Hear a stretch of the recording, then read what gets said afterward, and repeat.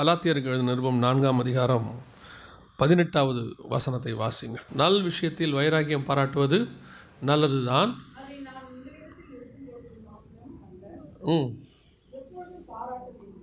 கண்களை மூடுவோம். நல்ல தகப்பனை, சர்வ வல்லமையுள்ள எங்கள் ஆண்டவரே, இந்த அருமையான ஓய்வு நாளுக்காக உமக்கு ஸ்தோத்திரம். உம்முடைய கிருபையுள்ள கரத்தில் எங்களை தாழ்த்துகிறோம். நாங்கள் கூடி வரும்போதெல்லாம் எங்கள் திருச்சபையை நீர் ஆண்டவரை இன்னும் ஸ்திரப்படுத்துகிறீர், பலப்படுத்துகிறீர், சீர்படுத்துகிறீர். உமக்கு ஏற்ற ஆண்டவரை ஒரு திருச்சபையாக, கன்னிகையாக நீர் மாற்றிக்கொண்டே இருக்கிறீர். நீர் விரும்புகிற பரிசுத்தத்தை நாங்கள் அடையும் போது நீர் ஒவ்வொரு நாளும் எங்களை உருவாக்கி கொண்டு இருக்கிறீர். உமக்கு ஏற்ற மனவாட்டியாக தகப்பனை நீர் உம்மோடு கூட வைத்துக்கொள்ளத்தக்கதான அந்த மனவாட்டியாக நீர் எங்களை உருவாக்குகிற தயவுக்காக உமக்கு ஸ்தோத்திரம்.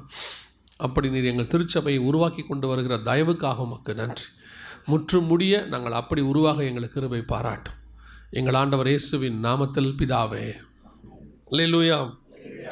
நல் விஷயத்தில் வைராக்கியம் பாராட்டுவது நல்லதுதான்.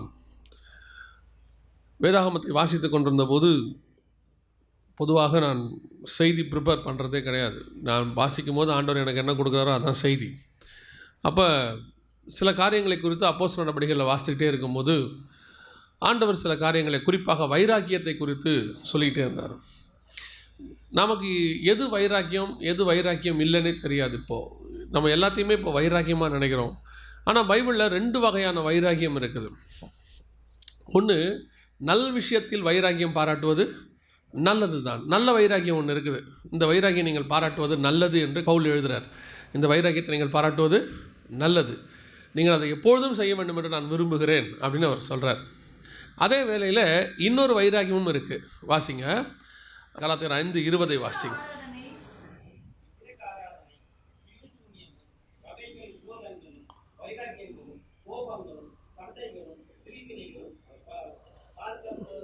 இது மாம்ச கிரியைகள்னு சொல்லுது. அந்த 19ஆம் வசனத்துலேருந்து வாசிச்சிங்கன்னா மாம்சத்தின் கிரியைகளில் ஒன்று வைராக்கியம். இந்த வைராக்கியம் இருக்கிறவர்கள் தேவனுடைய ராஜ்யத்தை சுதந்தரிப்பது இல்லைன்னு வசனம் சொல்லுது. ஒரு மாம்ச வைராக்கியம் ஒன்று இருக்குது, நல்ல வைராக்கியம் ஒன்று இருக்குது. 2 வைராக்கியம் இருக்குது. இந்த வைராக்கியத்தில் எது இன்றைக்கி நாம் ஃபாலோ பண்ணுறோம்? எந்த வைராக்கியம் நமக்கு இருக்குது? வைராக்கியம் கண்டிப்பாக இருக்கணும். அந்த வைராக்கியம் நமக்கு சில காரியங்களில் தான் இருக்கணும், சில காரியங்களில் இருக்கக்கூடாது. இருக்கக்கூடாத விஷயத்தில் வைராக்கியம் இருந்தால் அது உங்களை பரலோகத்துக்கு போக விடாதபடிக்கு தடுத்து விடும். இருக்க வேண்டிய விஷயத்தில் வைராக்கியம் இல்லை என்றால் அதுவும் உங்களை பரலோகத்துக்கு போகாதபடி தடுத்து விடும். எதில் வைராக்கியம் இருக்கணும்? மாம்சத்தில் வைராக்கியம் இருக்கக்கூடாது. வசனம் தெளிவாக சொல்லுது, மாம்ச கிரியைகள் ஆவன மார்க்க பேதங்களும் வைராக்கியங்களும் அப்படின்னு இருக்கு. அதே வேளையில் நல்ல வைராக்கியம்னு ஒன்று இருக்குது. மாம்ச வைராக்கியம்னா என்ன? ஒரு சிலர்லாம் கோவத்தில் சில வார்த்தைகள் சொல்கிறதெல்லாம் நீங்கள் பார்த்துருப்பீங்க. செத்தாலே என் முகத்தில் என்ன செய்யக்கூடாது? முழிக்கக்கூடாது அப்படின்னு. செத்த பிறகு நம்ம முகத்தில் ஒருத்தன் முழிக்கிறானே, அதுவே எவ்வளோ பெரிய விஷயம். நம்மளே சாவடித்து செத்து போயிட்டோம், பெட்டியில் வச்சுருக்குறாங்க. இந்த முகத்தை பார்க்க ஒருத்தன் வரானே, அது எவ்வளோ பெரிய விஷயம். அதுவும் பார்க்க முடியாத முகம், எப்படி கோரமாக இருக்கும் இல்லை, ஒரு மாதிரி வாயெல்லாம் பொழந்துக்கிட்டு கிடக்கும். அதை பார்க்க ஒரு கும்பல் வருதுன்னா அது எவ்வளோ பெரிய ஆசீர்வாதம். அவனையும் இவங்க சொல்லிடுவாங்க, என்ன செய்யக்கூடாது? நான் செத்தாலும் நீ என்னை பார்க்க வரக்கூடாது. அப்புறம் ஒரு சிலர் சொல்லுவாங்க, என் மூஞ்சிலேயே நீ முழிக்கக்கூடாது. நம்ம முகத்தில் முழிக்கிறதுலாம் பெரிய விஷயம். ஏதோ ஆண்டவர் கிருபையாக 4 பேரை முழிக்க வச்சுருக்கிறார்.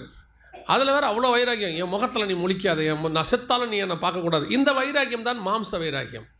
இந்த வைராக்கியம் வந்து எதுக்கும் யூஸ் ஆகாது, இது புரோஜனமும் படாது. இது உங்களை அது ஒரு காலத்தில் அந்த கோபம் மூர்க்கமாகி கசப்பாகி கடைசியில் என்ன ஆகும்னா உங்களை பரலோகத்துக்கு போக விடாமல் தடுத்துரும். இதைத்தான் அவர் சொல்கிறார். மாம்ச கிரியைகள் எப்படிப்பட்டவைகளாம் உங்களை தேவனுடைய ராஜ்யத்தில் பிரவேசிக்கக்கூடாதபடிக்கு செஞ்சிடும்னு சொல்கிறார் கலாத்தியர் 5. இன்றைக்கி திருச்சபைகளை உட்காந்துருக்குறோம். இன்றைக்கி கம்யூனியன் வாரம் இல்லையா? கம்யூனியன் வாரம். நமக்குள்ளே நிறைய மாம்ச வைராக்கியங்கள் இருக்குது, மாம்சத்தில் வைராக்கியம் இருக்குது. இந்த வைராக்கியத்தோடு கூட கம்யூனியன் எடுப்பதே தப்பு. நானும் பாஸ்டரும் திருவிருந்து ரகசியங்கள்னு ஒரு CD ஒன்று போட்டிருக்கிறோம். அதில் கம்யூனியன் எப்படி எடுக்கணும் அப்படிங்கிறதுக்கு சில காரியங்களெல்லாம் க்ரைட்டீரியா இருக்குது. அதில் ஒன்று என்னன்னு கேட்டிங்கன்னு சொன்னால், இந்த வைராக்கியம் இருக்கக்கூடாது. அதான் அதில் சொல்லுவோம், சில பாரம்பரிய சபையில் பார்த்தீங்கன்னா கம்யூனியன் எடுக்கிறதுக்கு முன்னாடி சுற்றி இருக்கிறவங்க எல்லாரையும் பார்த்து உங்களுக்கு சமாதானம்னு சொல்லுவாங்க. 3 பக்கமும் திரும்பி உங்களுக்கு சமாதானம், உங்களுக்கு அதாவது என்னென்னா, கம்யூனியன் எடுக்கிறதுக்கு முன்னாடி நம்ம என்ன இருக்கணும்? எல்லாரோட சமாதானமாக இருக்கணும். இப்போ நம்ம ஆவிக்குரிய சபைகளில் பார்த்தீங்கன்னு சொன்னால் ஒருத்தன் பக்கத்துலேயே ஒருத்தன் உட்கார மாட்டான். மலை சபைகளில் போய் பார்த்தீங்கன்னா பைபிளில் இடம் போட்டு வச்சுருப்பாங்க. அது வேறு யாரும் அதில் உட்காந்துடக்கூடாது. யாராவது வந்தாங்கன்னா ஆள் வருதும்பான். ஏன் அவங்க வந்து உட்காந்தா என்ன? அப்படியே மீறி யாராவது உட்காந்துட்டாங்கன்னா வீட்டுக்கு போகும்போது சொல்லுவாங்க, யாரோ ஒருத்தர் என் பக்கத்தில் உட்காந்தாங்க, இன்றைக்கி செய்தி கேட்ட மாதிரியே இல்லை. அவங்க உட்காரத்துக்கு நீ செய்தி கேட்கறதுக்கு என்ன இருக்குது? இன்றைக்கி சபை எந்த அளவில் இருக்குது அப்படின்னு கேட்டால் மாம்சத்தில் தான் நிறைஞ்சிருக்குது. அதுலேயும் குறிப்பாக மாம்ச வைராகியம். நான் அந்த சிஸ்டரோட பேச மாட்டேன், நான் இந்த பிரதரோட பேச மாட்டேன், எனக்கு அவங்களுக்கும் ஆகவே ஆகாது. சரி, பரலோகத்தில் வந்துட்டாங்க, என்ன பண்ணுவீங்க? உங்களுக்கும் அந்த சிஸ்டருக்கும் ஆகாது, உங்களுக்கு அந்த பிரதருக்கும் ஆகாது. 2 பேரும் பரலோகத்துக்கு வந்துட்டீங்க, பக்கத்தில் உட்கார மாட்டிங்களா? என்ன பண்ணுவீங்க? நீ எப்படி பரலோகத்துக்கு வந்த? நான் அந்த பரலோகத்தில் இருக்க மாட்டேன், நரகத்துக்கு போக போகிறீங்க. எவ்வளோ வைராகியம் இன்றைக்கி சபைகளுக்குள்ளே. சபைகளுக்கு உள்ளேயும் வைராகியம், சபைகளுக்கு நடுவிலையும் வைராகியம். நீ அந்த சபைக்கு போகாத, நான் அந்த சபைக்கு போகாத, அதுவும் ஒரு வைராகியம். நல்லா கவனிச்சுக்கொள்ளுங்க, மாம்சத்திலான வைராகியங்கள் ஒரு நாளும் உதவாது.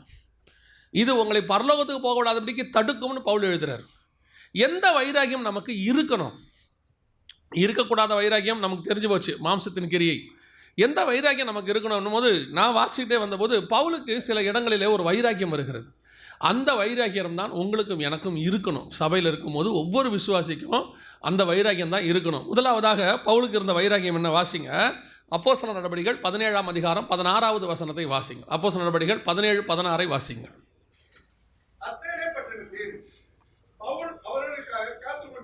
அத்தனை பட்டணத்தில் பவுல் அவர்களுக்காக காத்து கொண்டிருக்கையில்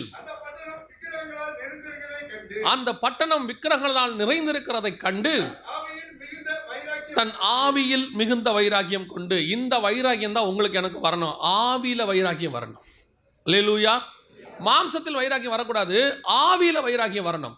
அந்த ஆவியின் வைராகியம் எதை பார்த்து வரணும்? முதலாவது பவுலுக்கு அந்த வைராகியம் எதை பார்த்து வருகிறது? அந்த தேசத்தில் நடக்கக்கூடியதான அநியாயங்கள், அக்கிரமங்கள், விக்கிரகத்தின் நிறைந்திருக்கிற காரியங்களை பார்த்தோன்னா ஆவியில என்ன வருது? ஒரு வைராகியம் வருது. அந்த ஆவியில வைராகியம் வந்து அப்படியே அவனுக்குள்ள ஒரு எழுப்புதல் உண்டாகுது.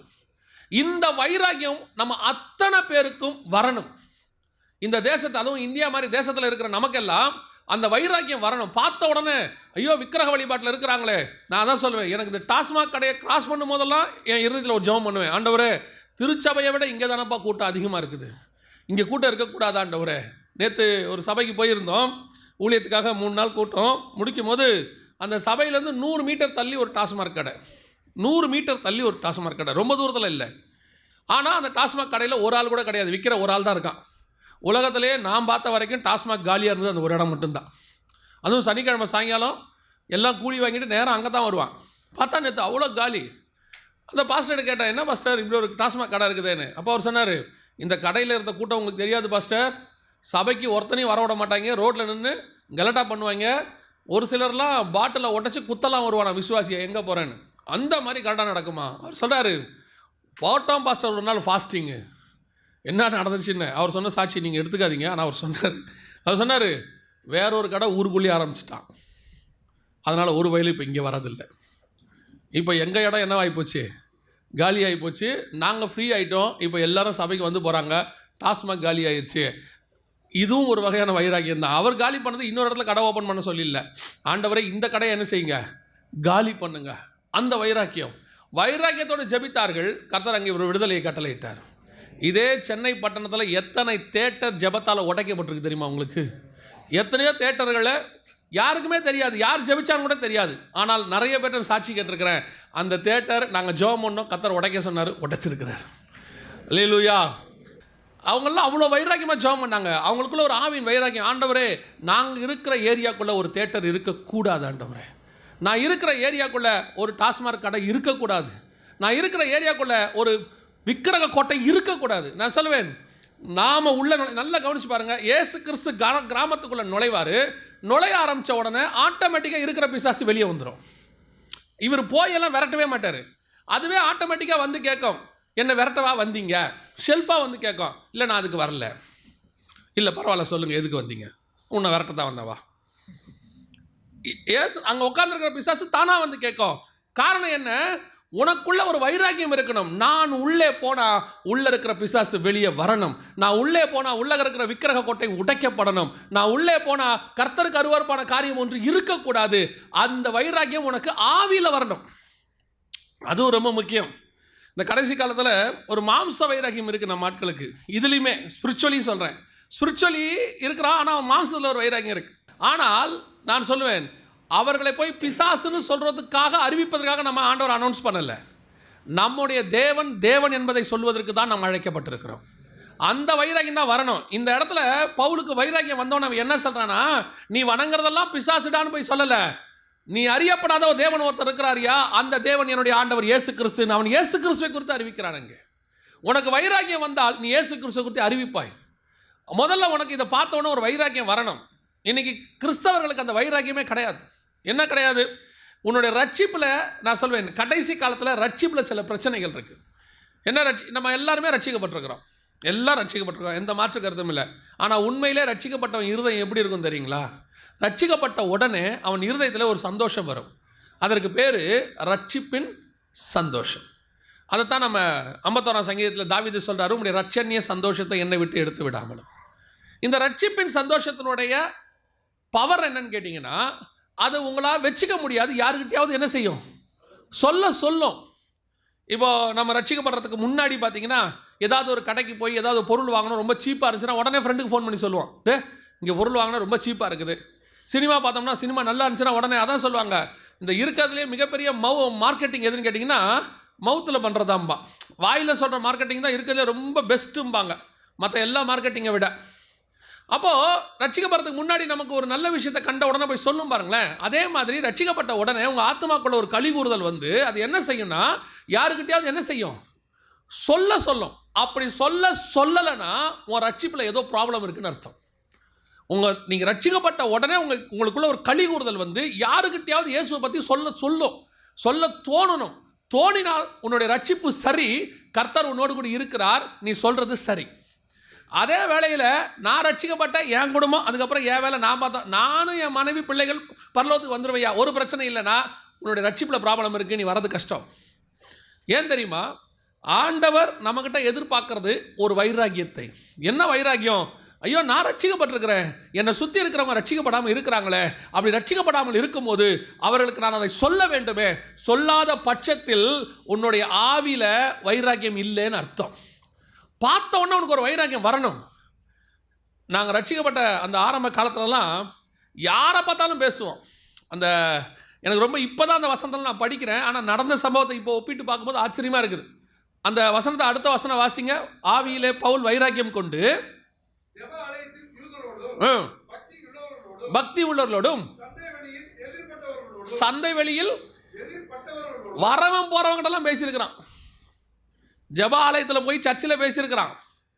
பக்தி உள்ள யூதர்களோடு, தெரிஞ்ச நல்ல ஒரு ரிலீஜியஸ் பீப்புளோட பேசியிருக்கிறான். அது மட்டும் இல்லை, எதிரில் எவன் வரானோ அத்தனை பேர்கிட்டையும் பேசியிருக்கான். அது தாங்க வைராக்கியம். அப்படி வரணும், பார்க்குறவங்ககிட்டலாம் பேசணும். இப்போ நம்ம என்ன செய்வோம்? செலக்டிவாக தான் பேசுவோம். அவன் கொஞ்சம் சாஃப்டாக இருக்கிறவனை பார்த்தா அவனுக்கு தான் ட்ராக்ஸே கொடுப்போம். கொஞ்சம் கரடு முரடாக இருந்தால் கொடுக்க மாட்டோம். கையில் கொஞ்சம் காப்பு கயிறு போட்டு ஒரு காவி துண்டு போட்டிருந்தா அவனுக்கு கிடையவே கிடையாது. ஆர்எஸ்எஸ் அர்ப்பானோ அப்படின்னு ஒரு பயம் நம்மளுக்கே இருக்குது. எதுக்கு நம்ம போய் அவங்ககிட்டலாம் சொல்லிக்கிட்டு? ஒரு நாள் Kodambakkam railway station, college second year படிச்சுக்கிட்டு இருக்கிறேன். அப்போல்லாம் என்னுடைய வேலை வந்து காலேஜ் முடித்த உடனே போய் ஏதாவது ரயில்வே ஸ்டேஷனில் ட்ராக்ஸ் எடுத்துகிட்டு போய் ட்ராக்ஸ் கொடுக்கறது. நாங்கள் ஒரு 10 பேர் அப்படி செய்வோம். அப்போல்லாம் ரயில்வே ஸ்டேஷனில் வரவங்களுக்கு கொடுத்துக்கிட்டே இருப்போம். அப்போ நான் ஒரு நாள் கோடம்பாக்கம் ரயில்வே ஸ்டேஷனில் கொடுத்துக்கிட்டு இருக்கிறேன். ட்ரெயின் இறங்கி வராங்க, நான் ஸ்தோத்திரம் பண்ணிக்கிட்டு கொடுத்துக்கிட்டே இருக்கிறேன். ஒரு 1/2 மணி நேரம் கொடுத்து முடிச்சிருப்பேன். பின்னாடி முதுகில் வந்து ஒரு அடி பொத்துன்னு விழுந்துச்சு. அடித்த அடியில் கண்ணில் தண்ணி தானாக வந்துருச்சு. அப்போனா அந்த அடி எப்படி இருக்கும் பாருங்கள்.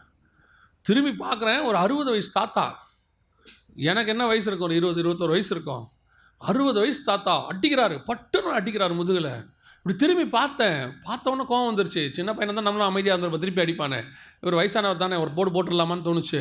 அப்படி பார்த்தேன். அவர் சொன்னார், இப்படி சுவிசேஷ ட்ராக்ஸ் எல்லாமாடா கொடுக்குறீங்க, உங்களெல்லாம் ஒழிக்கிற காலம் ஒன்று வருண்டான்ட்டு போனார். நியாயமாக என்ன பண்ணியிருக்கணும்? மறுநாள்லேருந்து ட்ராக்ஸ் கொடுக்குறத நிறுத்தியிருக்கணும் இல்லை? ஆனால் அப்போ தான் இன்னும் வைராகியம் வந்தது. அடி வாங்கின பிறகு தாங்க ஒரு தைரியமே வருது. அடி வாங்கின பிறகு ஒரு தைரியம் வரும். விட்றா பாப்பான், அதான் வாங்கிட்டோமே. வாங்காத வரைக்கும் தான் பயம், வாங்காத வரைக்கும் தான் ஐயோ அடிச்சிருவான்னு. அந்த அடி ஒன்று வாங்கிட்டோம்னா அதுக்கப்புறம் நமக்கு என்ன வந்துடும்? ஒரு தைரியம் ஒன்று வரும். அந்த தைரியம் ஒன்று வரணும், ஒரு வைராக்கியம் வரணும். என்னை சுற்றிலும் இவ்வளோ பேர் ரட்சிக்கப்படாமல் இருக்கிறாங்களே, இவ்வளோ விக்கிரக கோட்டை இருக்குதே, உன்னுடைய குடும்பத்துக்காக நீ எவ்வளோ வைராக்கியம் பாராட்டுறியோ அதை விட 100 மடங்கு வைராக்கியம் கர்த்தருக்காக பாராட்ட வேண்டும். அதுதான் ஆவியிலே வைராக்கியம் கொண்டு. நீங்கள் போய் மாம்சத்தில் வைராக்கியம் பாராட்டாதீங்க. உந்து பிசாசு, இது விக்கிரகம். நாம் எதுக்கு அழைக்கப்பட்டிருக்கிறோம்னா, நம்முடைய ஆண்டவர் மெய்யான தேவன்னு சொல்கிறதுக்கு தான் அழைக்கப்பட்டிருக்கிறோம். அவங்க கடவுள் பிசாசு அது எது வேணால் இருந்துட்டு போகணும். அதை பற்றி நம்ம சொல்ல வேண்டிய அவசியமே கிடையாது. அது என்ன வேணால் இருக்கட்டும். இயேசு ஒரு இடத்துல கூட போய் பாருங்கள், அவங்க வணங்குறது பிசாசுன்னு சொல்லவே மாட்டார்.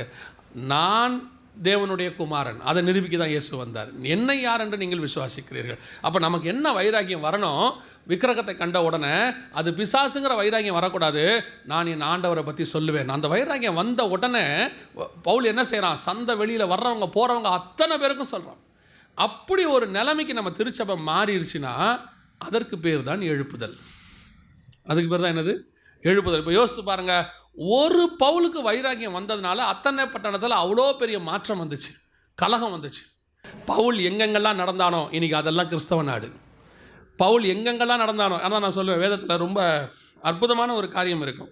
13ஆம் அதிகாரம் 17வது வசனம் 18ஆம் வசனம் வாசிங்க.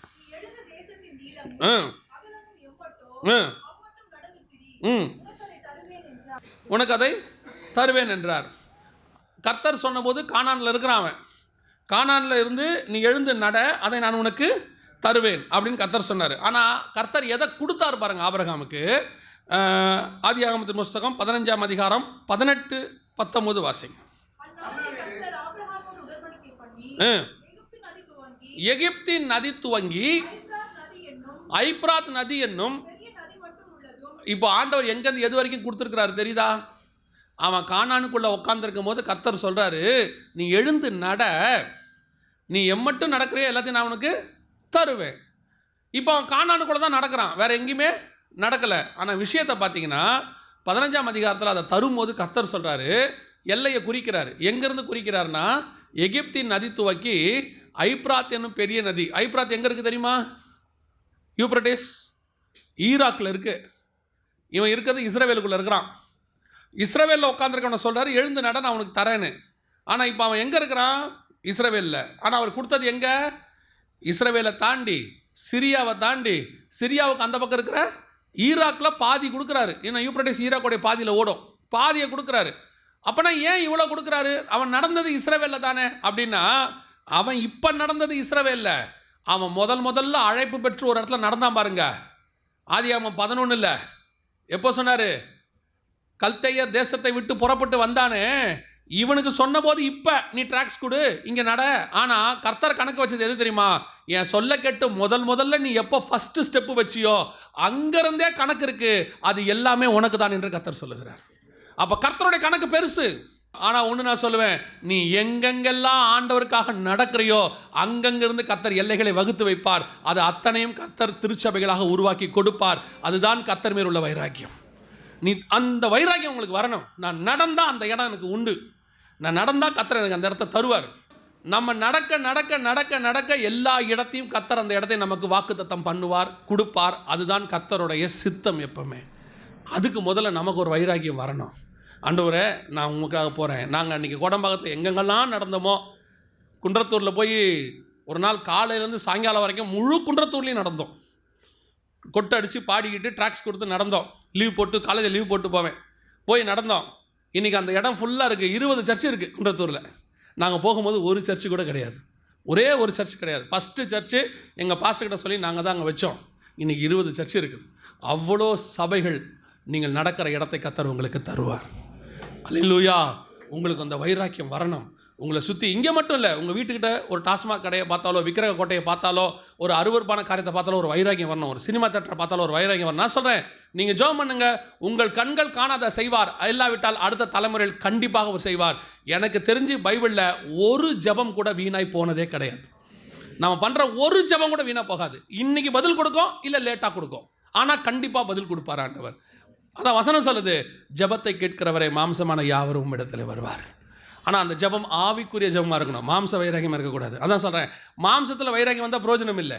இந்த கோட்டையை போய் இடிக்கணும், அதை உடைக்கணும், அதை நொறுக்க போகிறேன், அது பிசாசு, அதெல்லாம் இல்லை, அதெல்லாம் வேண்டாம். எப்போவுமே ஒன்று தெரிஞ்சுக்கொள்ளுங்க, உலகத்தில் இறங்கி தெருவில் போராடுறது அல்ல தெருவில் மாம்சத்தில் போராடுறது உலகத்தோடைய வழக்கம். கதவை சாத்திக்கிட்டு அறையில் போடுறாரு ஆவிக்குரிய வைராக்கியம். அதான் ஆவிக்குரிய பழக்கம்.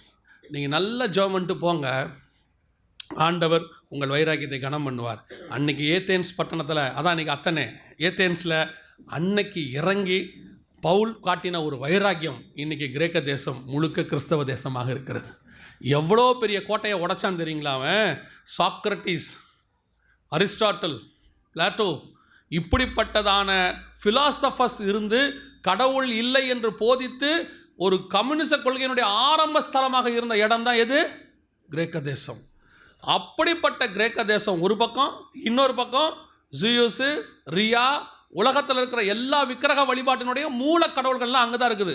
அஸ்லிப்பியான், அப்பல்லோ, மொத்த கடவுள்களும் அங்கே தான் இருக்குது. அவ்வளோ பெரிய விக்கிரக கோட்டை ஒரு பக்கம் ஃபிலாசபர்ஸ். இவ்வளத்துக்கு நடுவில் ஒத்த மனுஷனாக நடந்து ஃபிலாசபியில் உடைச்சு, விக்கிரக கோட்டைகளை உடைச்சு கிறிஸ்துவின் சாம்ராஜ்யத்தை ஒரு பவுலால் உருவாக்க முடியுமானால் உன்னாலையும் என்னாலையும் முடியும். நீயும் நானும் ஆவிக்குரிய வைராக்கியம் கொண்டவனாக இருக்க வேண்டும். அந்த வைராக்கியம் வரணும். அல்லேலூயா.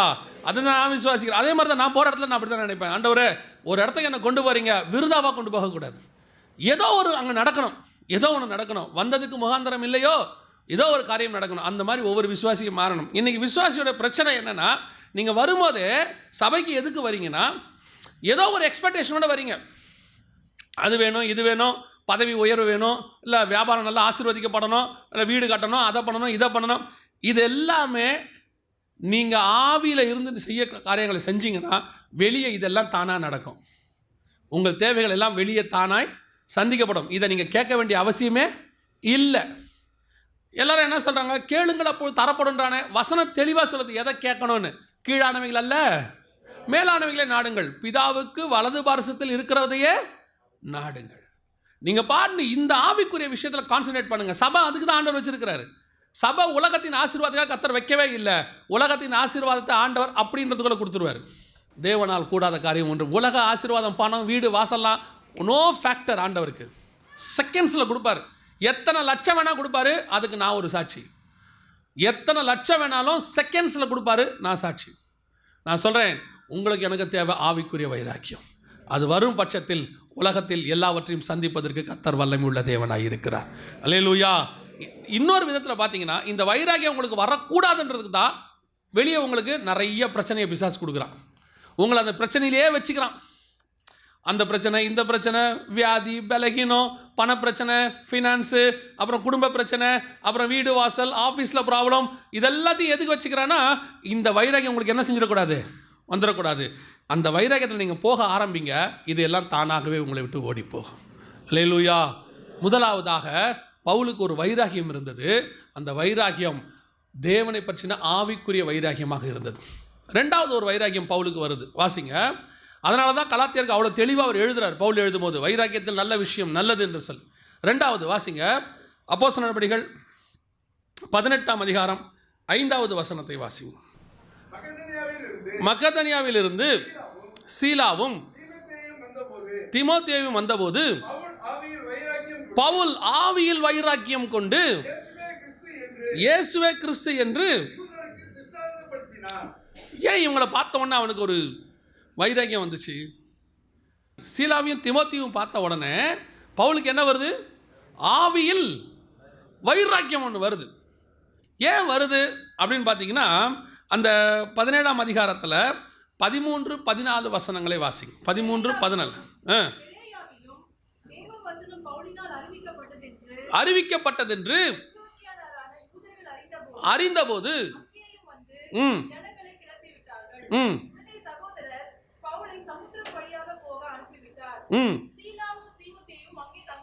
யார் இந்த சீலா தீமோத்தேயு தெரியுங்களா?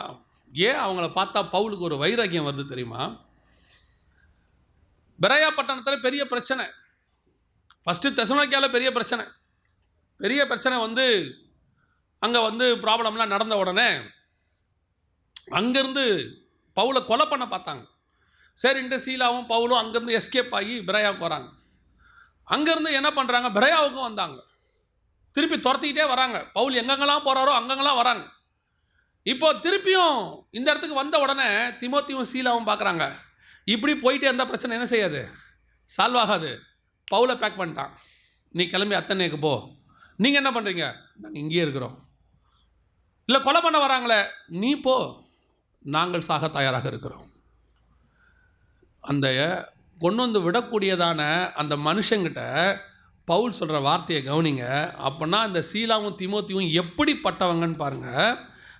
17ஆம் அதிகாரம் 15வது வசனம் வாசிங்க.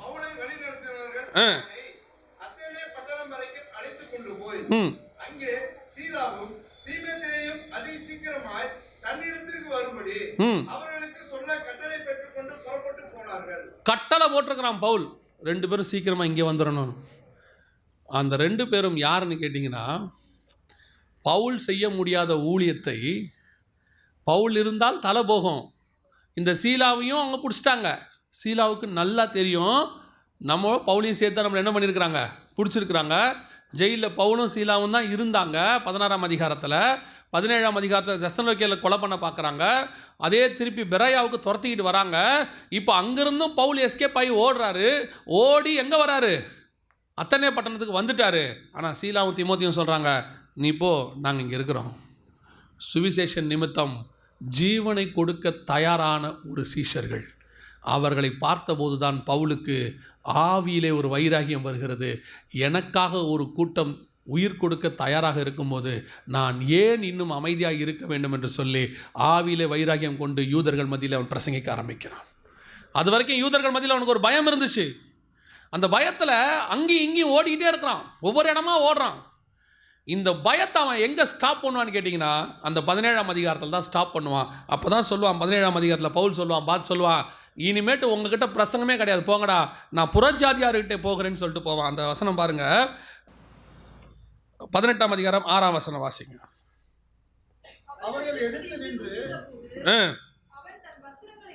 அவன் தன் வஸ்திரங்களை உதறி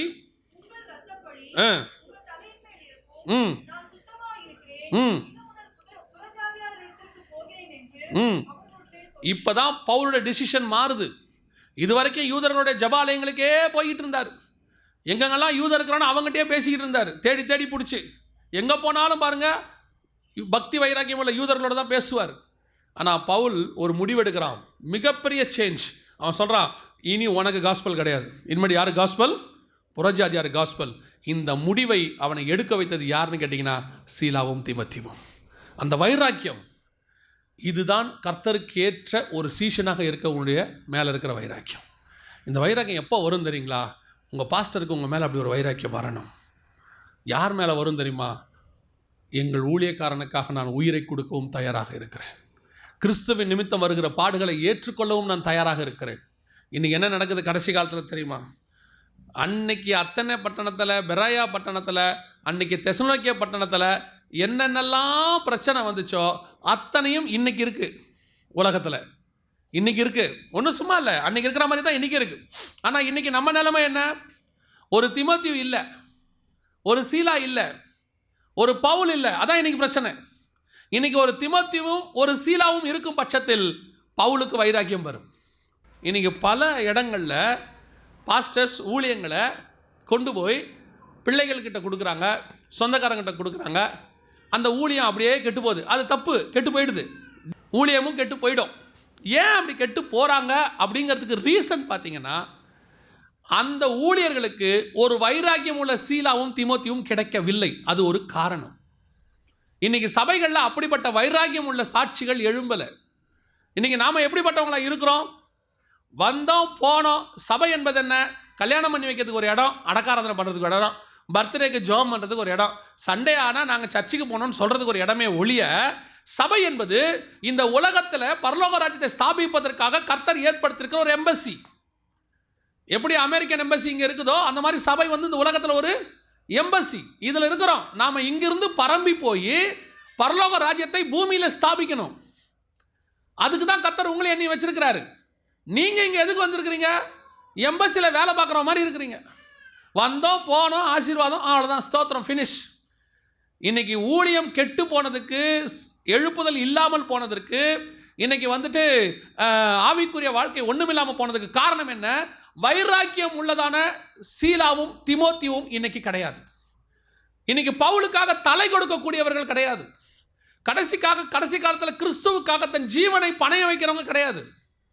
இன்னைக்கு கிறிஸ்து எப்படி, நான் இயேசு வச்சு வாழணும் தான் நீங்கள் நினைக்கிறீங்களே ஒழிய இயேசுக்காக சாகணுன்றவங்க யாராவது இருக்கிறீங்களா? கிடையவே கிடையாது. அந்த வைராகியம் இன்னைக்கு போயிடுச்சு. நான் அடிக்கடி சொல்வேன், எப்பவும் சொல்லுவேன், எனக்கு ஒரு வேலை கொடுக்கப்பட்டிருக்கு, அந்த வேலை முடிந்தவுடன் நான் அந்த பூமியை விட்டு கிளம்பிடுவேன், அவ்வளோதான்.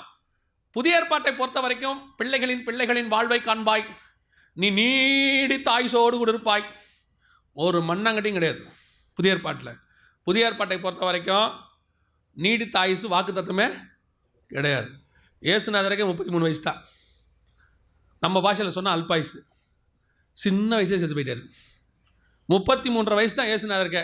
அவரில் ஆரம்பித்து அத்தனை அப்போஸ்தலர்களுக்கும் சின்ன வயசு தான். 40, 45, 40 எல்லாம் காலி, அத்தனை பேரும் காலி. நல்ல வயசாகி செத்தது ஒரே ஒரு ஆள் தான். யாருன்னு கேட்டிங்கன்னா யோவான். அவர் ஏன்னா அதுக்கு வெளிப்படுத்தின விசேஷம் கொடுக்க வேண்டியிருந்ததுனால அது அவர் ஆண்டவர் வச்சார். மற்றபடி அத்தனை பேரும் சின்ன வயசு தான். எதுக்கு சொல்கிறேன், நம்ம எல்லாருமே இங்கே ஒரு டாஸ்க்காக வந்திருக்கிறோம், ஒரு வேலைக்காக வந்திருக்கிறோம். பரலோகம் நம்மளை அனுப்பி வச்சிருக்குது. அந்த வேலை முடிஞ்ச உடனே கிளம்பி போயிட்டே இருக்கணும். அப்போ அந்த வேலையை செய்கிற வைராகியம் உனக்கு எனக்கு வேணுமே. நீங்கள் நானும் என்ன பண்ணுறோம், இன்னும் சபைக்குள்ளே உட்காந்துக்கிட்டு பழைய ஏற்பாட்டையே ஃபாலோ பண்ணிகிட்டு இருக்கிறோம். பிள்ளைகளை வாழ்வை காண்பாய். புதிய ஏற்பாட்டை பொறுத்த வரைக்கும் பிள்ளைகளின் வாழ்வை காண்பாயெல்லாம் கிடையவே கிடையாது. உங்களுக்கு எனக்கு ஆண்டவர் ஒரு வேலை வச்சுருக்கிறாரு, அந்த வேலையை செய்வதற்காக தான் நம்ம இங்கே இருக்கிறோம். அந்த வேலையை செய்யும் போது நம்மை பார்த்து நம்மை சுற்றி இருக்கிறவர்களுக்கு ஒரு வைராக்கியம் வரணும். இவனை மாதிரி இருக்கணும்டா, இவனை மாதிரி நான் செய்யணும். தீமோத்தேயும் சீலாம் வந்து இறங்கும் போது பவுல் பார்க்குறான், சே மரணத்தின் வாசலுக்குள்ளே போயிட்டு வெளியே வந்திருக்கிறான், நான் தப்பிச்சு வந்துட்டேன், என்னோட இடத்துல அவன் சாவ இருந்து இன்றைக்கி எப்படி இருக்கும் யோசித்து பாருங்கள். ஜீவனை பணைய வச்சு ஊழியத்தை முடிச்சுட்டு வந்து இறங்குறான். அவனை பார்க்கும்போது அவனுக்கு எப்படி ஒரு வைராக்கியம் இருக்கும். அந்த வைராக்கியம் நம்மளை பார்த்தா அத்தனை பேருக்கும் வரணும்.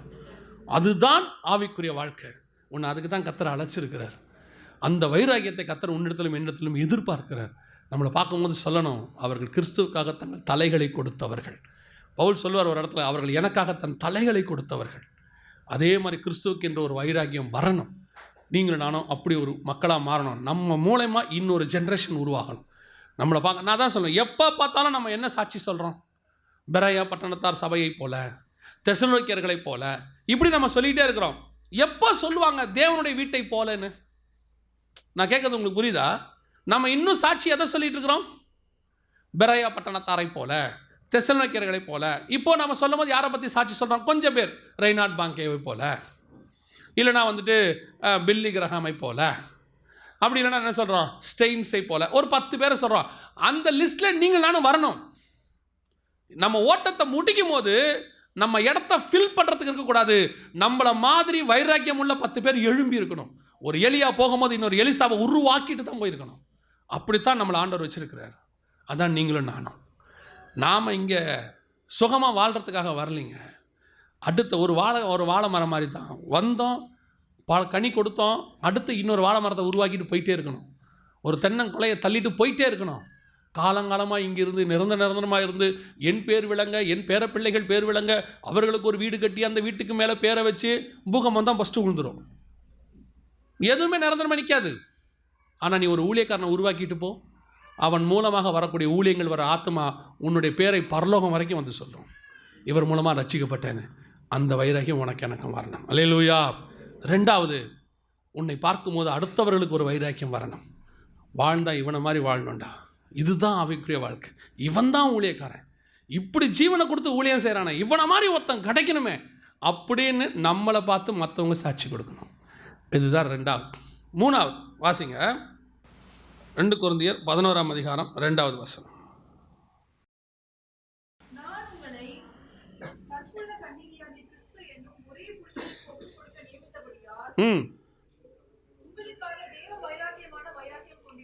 மூணாவது ஒரு வைராகியம் இருக்குது பவுலுக்கு.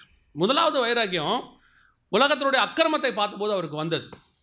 2வது ஒரு வைராகியம் அவருக்கு வந்துச்சு, தனக்காக ஜீவனை கொடுக்கக்கூடிய அளவுக்கு சீஷர்களை உருவாக்கும் போது அவருக்கு ஒரு வைராகியம் வந்துச்சு, எனக்காக உயிரை கொடுக்குறவனே. 3வது ஒரு வைராகியம் பவுலுக்கு வருது. இது என்ன வைராகியம் தெரியுமா? சபையை குறித்தன ஒரு வைராக்கியம். இந்த சபையை கொண்டு போய் நான் எப்படி ஒப்படைக்கணும், கற்புள்ள கன்னிகையை கொண்டு போய் அவருக்கு ஒப்படைக்க வேண்டும் என்று வைராக்கியம், தேவ வைராக்கியம் கொண்டவனாக இருக்கிறேன். என்னை நம்பி ஆண்டவர் ஒரு ஊழியம் கொடுத்துருக்கிறார், ஒரு சபையை கொடுத்துருக்கிறாரு. இதை கொண்டு போய் நான் ஆண்டவர் கையில் எப்படி ஒப்படைக்கணும் தெரியுமா?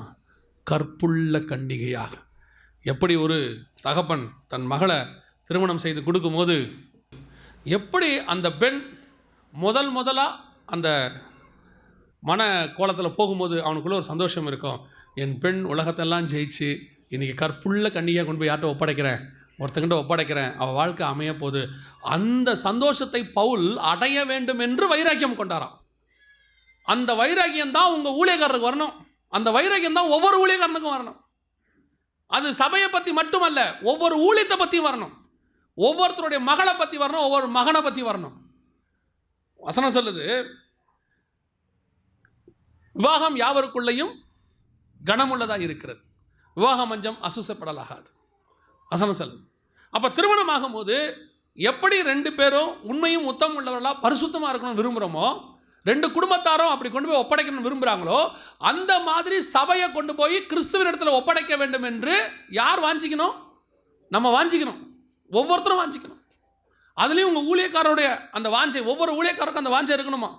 கற்புள்ள கன்னிகையாக நான் ஒப்படைக்க வேண்டும்.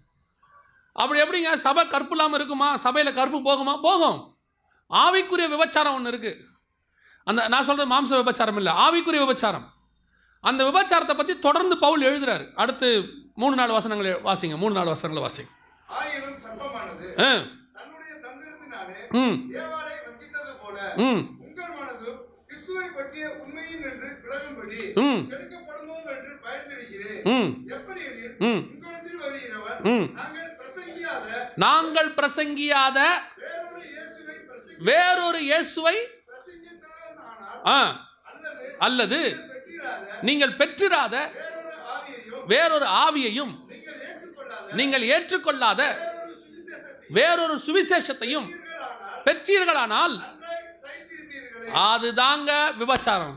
நாங்கள் சொல்லிக் கொடுக்கிற இந்த உபதேசங்கள், உங்களுக்கு கொடுக்கிறதான கிறிஸ்துவினுடைய ஆழமான சத்தியங்கள், இங்கே கொடுக்கப்படுகிற நற்செய்தி, இதை தவிர்த்து வேறொரு கள்ள உபதேசமோ கள்ள போதகமோ யார் மூலமாவது உங்களுக்குள்ளும் உங்கள் வீடுகளுக்குள்ளும் உங்கள் ஆவிக்குள்ளும் உங்கள் ஆத்மாவுக்குள்ளும் வருமானால் அதற்கு பேர் தான் ஆவிக்குரிய விபச்சாரம்.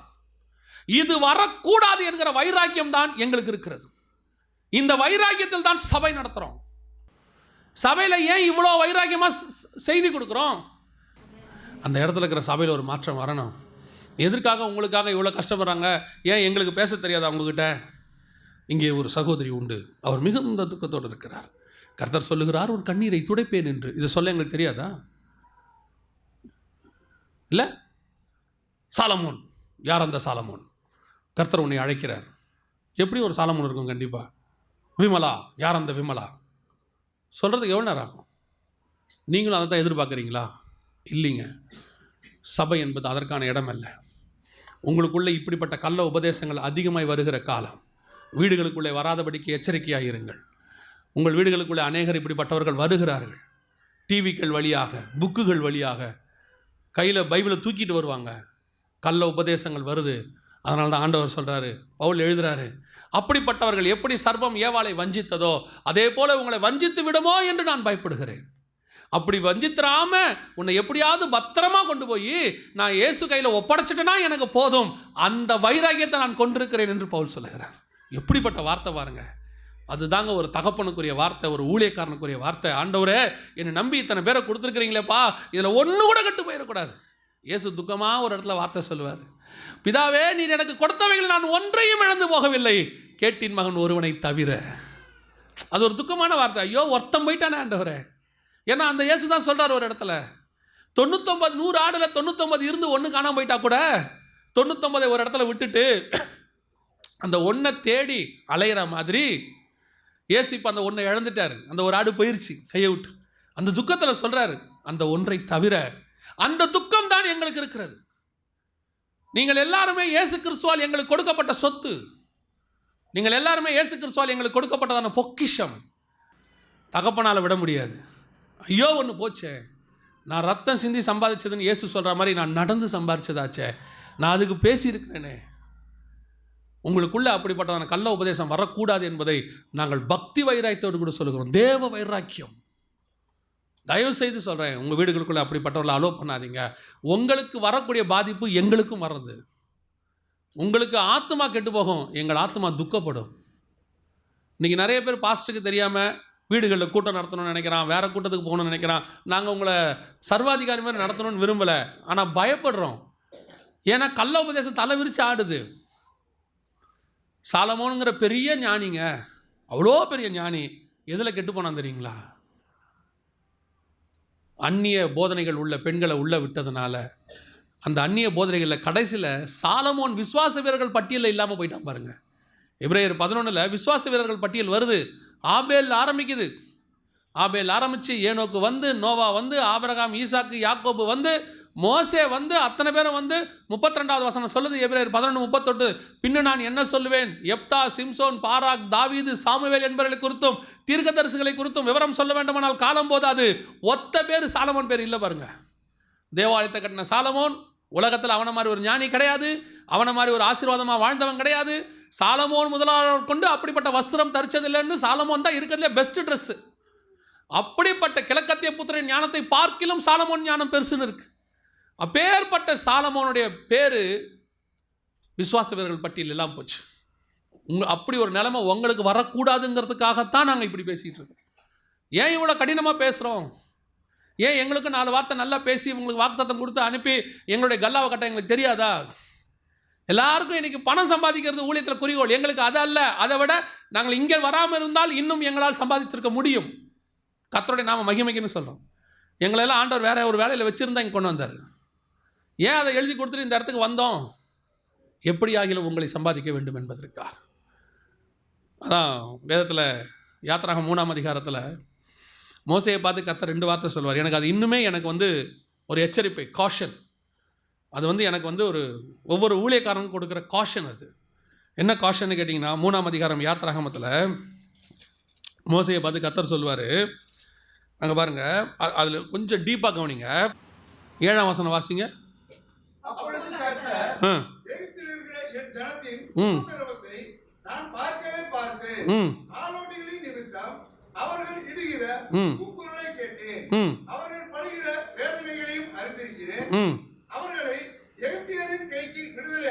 நம்பர் 1, எதுக்காக ஆண்டவர் வந்திருக்கிறாரு? எகிப்தின் கைக்கு விடுதலையாக்கவும். அப்புறம்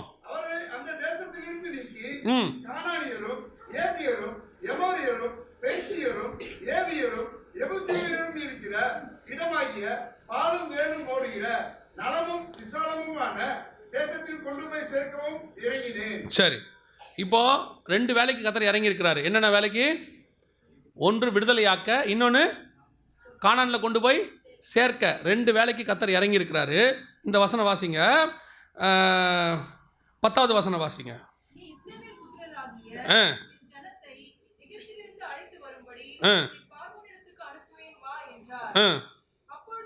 இப்போ 2வது வேலையை அவன்கிட்ட கொடுக்கல பாருங்களேன். 2 வேலைக்கு தானே இறங்கினாரு. இவன் என்ன வேலை செய்வான்னு சொல்றாரு?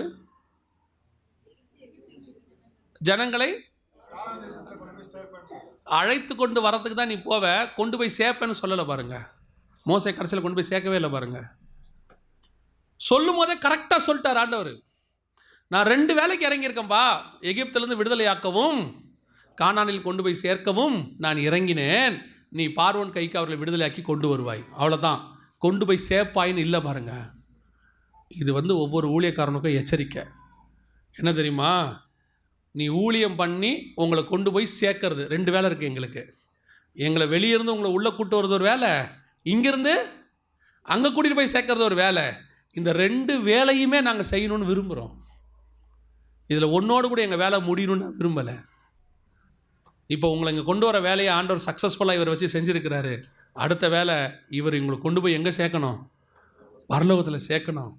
இந்த வேலையை செய்வதற்கு நீங்கள் தான் உதவி செய்ய வேண்டும். நீங்கள் உதவி செய்யணும். அந்த வைராகியம் எங்களுக்கு இருக்குது. ஆண்டவரே, எங்களை நம்பி கொடுத்த ஆத்மாக்களை ஒன்றை கூட நாங்கள் என்ன செஞ்சிடக்கூடாது, இழந்து போயிடக்கூடாதுங்கிற வைராகியம் எங்களுக்கு இருக்குது. ஆனால் உங்கள் வீடுகளுக்குள்ளே இப்படிப்பட்ட சர்ப்பங்கள் வராதபடிக்கு தடுக்கிற வேலை உங்கள்கிட்ட இருக்கணும். அன்றைக்கி என்ன பண்ணிட்டாங்களாம்? கொரிந்தியர் கொண்டு போய் உள்ளே அவர்களை ஆட்களை கொண்டு போய் என்ன செஞ்சுட்டாங்களாம்? உள்ளே விட்டுட்டாங்களாம். உள்ளே விட்டது நிமித்தம் அவர் சொல்கிறார், ஐயோ இப்படிப்பட்ட போதனைகள் உங்களுக்குள்ளே வந்துருச்சே. இன்னும் கலாத்தியருக்கெல்லாம் வாசிக்கும் போது மனசு உடஞ்சே போச்சு.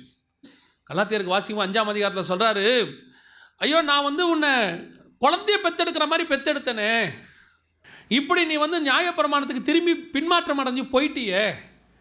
திருப்பி சொல்கிறாரு, மீண்டும் உன்னை பெற்றெடுப்பதற்கு நான் கர்ப்பவேதனைப்படுகிறேன்கிறார். அதோட அர்த்தம் என்ன தெரியுமா? அதை வாசிக்கும் போது ஆவியானவர் வெளிப்படுத்தி கொடுத்தாரு. ஒரு குழந்தை நல்லா ஃபார்ம் ஆகி ஒரு 5 வருஷம் 6 மாதத்தில் பிறக்கிற நேரத்தில் திடீர்னு ஏதோ ஒரு இதில் அந்த கரு கலைஞ்சிருச்சு. திருப்பி அந்த குழந்தைய உருவாக்கி பெற்றெடுக்கிற நிலைமைக்கு அவர் வந்துட்டாராம். நான் உன்னை உருவாக்கி அவ்வளோ அழகாக கொண்டு வந்தேனே, இப்படி நியாயப்பிரமாணத்தினால நீ திரும்பி போயிட்டியே, ஐயோ நான் உன்னை திரும்பி பெற்றெடுக்கணுமே. அந்த பாரம் பவுலுக்கு இருக்குது. அதைத்தான் அவர் சொல்கிறாரு, நான் தேவ வைராக்கியம் கொண்டேன். அந்த வைராக்கியம் தான் உங்கள் ஊழியக்காரருக்கும் ஒவ்வொரு ஊழியக்காரனுக்கும் இருக்கணும். நீங்கள் எல்லாரும் ஒவ்வொரு ஊழியக்காரனால் பெற்றெடுக்கப்படுகிற ஆவிக்குரிய பிள்ளைகள், இயேசு கிறிஸ்துவின் ரத்தத்தினால் பெற்றெடுக்கப்பட்ட பிள்ளைகள். இதை கொண்டு போய் பத்திரமாய் பரலோகத்தில் சேர்க்கிற பொறுப்பு எங்களுக்கு இருக்குது. அதற்கு நீங்கள் தான் ஒத்துழைக்கணும்.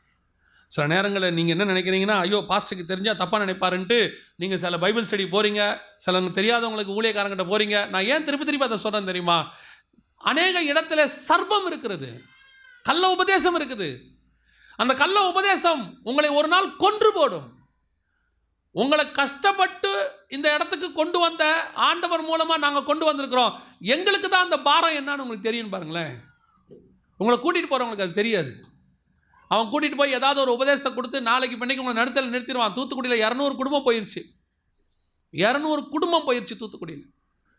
ஏதோ எபிரேய பாஷை சொல்லிக் கொடுக்குறோன்னு 2 வக்கீல்கள் கூட்டிகிட்டு போய் தவறான உபதேசத்தை கூப்பிட்டு போய் கடைசியாக நரகம் இல்லை பரலோகம் இல்லைன்னு சொல்லி காப்பாற்ற முடியாமல் போயிடுச்சு. அதுக்கு தான் சொல்கிறேன், தயவு செய்து ரொம்ப கேர்ஃபுல்லாக இருங்க. எங்களுக்கு ஒரு வைராக்கியம் இருக்குது.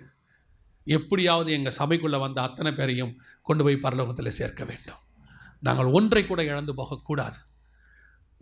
நான் எப்பவும் எல்லா சபைக்கும் சொல்கிறதா, நம்ம சபைக்கும் சொல்கிறேன். இது என்னுடைய சபையாக நினச்சி நான் சொல்லுவேன். அதனால தான் அவ்வளோ ஸ்ட்ராங்காக உங்ககிட்ட பேசுகிறேன். நம்ம சபைக்குள்ளே ஒருத்தன் காலை வச்சுட்டு நரகத்துக்குள்ளே கால் வைக்கவே கூடாது. நம்ம சபை தான் பரலோகத்துக்கான லாஸ்ட் பிளேஸ். ஏசுக்கிட்ட ஒரு பணம் வந்தால் கூட உயிரோடு தானே திரும்பி போகும். ஏசுக்கிட்ட ஒரு வியாதியஸ்தன் வந்தால் சுகமாகி தான் போவான். ஏசுக்கிட்ட ஒரு பிசாசு பிடிச்ச வந்தால் டெலிவரி ஆகி தான் போவான். அதே மாதிரி தான் நம்ம சபைக்குள்ளே ஒருத்தன் காலை வச்சுட்டானா அவன் நரகத்துக்குள்ளே போகவே மாட்டான், பரலோகத்துக்குள்ளே தான் போவான். அல்லேலூயா. அந்த வைராக்கியம் உனக்கும் எனக்கும் வரணும். நம்ம ஜெபம் பண்ண போகிறோம். இப்போ தேவ சமூகத்தில் ஆண்டவர் நோக்கி பார்க்க போகிறோம். இப்படிப்பட்ட வைராக்கியங்கள் எனக்கு இருக்கணும். சுயநீதி வைராக்கியம் இருக்கக்கூடாது. அப்படி ஒரு தீர்மானம் சபைக்குள்ளே வரணும். நாம் ஜெபம் பண்ண போகிறோம். என்னோடு கூட ஜெபிக்க விரும்புகிறவர்கள் மட்டும், நான் இப்படிப்பட்ட ஒரு வைராக்கியம் உள்ளவனாக நிற்கணும், கர்த்தருக்கேற்ற சாட்சியாக நிற்கணும், கர்த்தருக்கு முன்பாக ஒரு ஆவிக்குரிய வைராக்கியத்தில் ஆவியில் வைராக்கியத்தோடு நான் வாழணும். அப்படி தீர்மானிக்கிறவங்க மட்டும் கரங்களை ஆண்டவருக்கு நேராக உயர்த்தி, ஆண்டவரே நான் உமக்கென்ற ஒரு கற்புள்ள கன்னிகையாக ஒரு ஆவிக்குரிய வைராக்கியத்தோடு உமக்காக ஆண்டவரை நாங்கள் நிற்க வேண்டும் தகப்பனே. எந்த விதத்திலும் பிசாசானவன் எங்களை வஞ்சித்து விடாதபடிக்கு, எந்த விதத்திலும் சுய நீதி எங்களுக்குள்ளே வந்து விடாதபடி தேவனாகிய கர்த்தர் எங்களை வேலி அடைத்து பாதுகாத்துக் கொள்வீராக. சர்வமானது ஸ்திரீயை வஞ்சித்தது போல ஆண்டவரே எங்களுடைய பழைய சுபாவங்கள் சுய நீதி எங்களை வஞ்சித்து விடாதபடி கர்த்தர் வேலி அடைங்கப்பா. உமக்கென்று ஆவியிலே நாங்கள் பற்றி எறியத்தக்கதாக விக்கிரகங்களை காணும்போது, அருவருப்புகளை காணும்போது, பாவத்தை காணும்போது எங்களுக்குள்ளே ஒரு வைராக்கியம் வரட்டும் ஆண்டவரே. எங்கள் வீட்டுக்கு பக்கத்தில் அப்படிப்பட்ட காரியங்களை எல்லாம் நாங்கள் பார்க்கும்போது எங்களுக்குள்ளே ஒரு வைராக்கியம் வரட்டும். எங்கள் முழங்கால்கள் முடங்கட்டும், எங்கள் கண்களிலே கண்ணீர் வரட்டும், எங்கள் நாவு உமக்காக அழுவட்டும் ஆண்டவரே. எப்படியாவது ஒரு எழுப்புதல் எங்கள் பகுதியில் வர வேண்டுமே ஆண்டவரே. ஆபிரகாம் நடந்த இடத்தையெல்லாம் அவனுக்கு தந்துட்டீங்களேப்பா. நாங்கள் நடக்கிற இடத்தெல்லாம் எங்களுக்கு தந்துருங்கப்பா. நடக்கிற இடத்தெல்லாம் தந்துருங்க. இப்படி ஊழியக்காரன் நடக்கிற இடத்தெல்லாம் தந்துருங்க. விசுவாசிகள் உமக்காக நடக்கிற இடத்தையெல்லாம் தந்துருங்க. அங்கெல்லாம் திருச்சபைகள் உருவாகட்டும். 1000 ஆத்துமாக்கள் கொள்ளை பொருளாக கிடைக்கட்டும் தகப்பனே. அப்பா கிருபை பாராட்டுங்க தகப்பனே. நாங்கள் உங்களை சந்திக்க வரும்போது பவுல் எப்படி சந்தோஷமாய் கம்பீரமாய் சந்திக்க வந்தாரோ அதே போல நாங்களும் சந்தோஷமாய் கம்பீரமாய் சந்திக்க வரணும் தகப்பனே. மகிமையுள்ள கரத்தால் எங்களை தாழ்த்துகிறோம். எங்கள் ஆண்டவர் இயேசுவின் நாமத்தில் பிதாவே.